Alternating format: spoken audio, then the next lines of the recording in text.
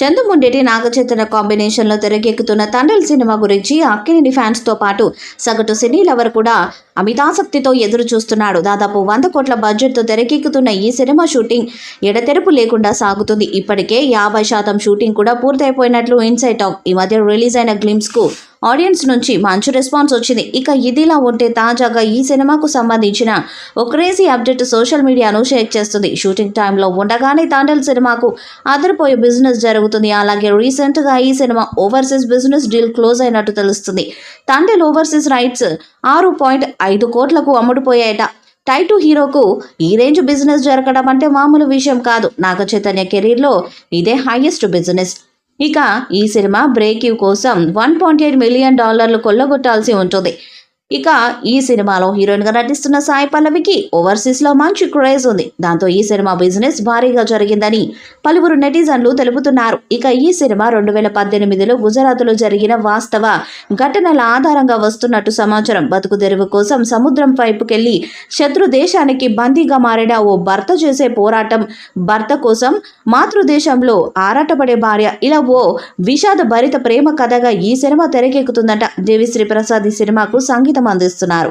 Gita arts banner పై అల్లు అరవింద్ ఈ సినిమాను నిర్మిస్తున్నాడు. ఇక కార్తికేయ 3తో పాటు పాన్ ఇండియా క్రేజ్ తెచ్చుకున్న చందుముండేటి ఈ సినిమాను కూడా పాన్ ఇండియా లెవెల్లో ప్లాన్ చేస్తున్నాడు. పైగా కథ కూడా అలాంటిది అవటంతో చందు ముందు నుంచి మేకర్స్ గ్రాండియర్ స్కేల్ పైనే రూపొందిస్తున్నారు.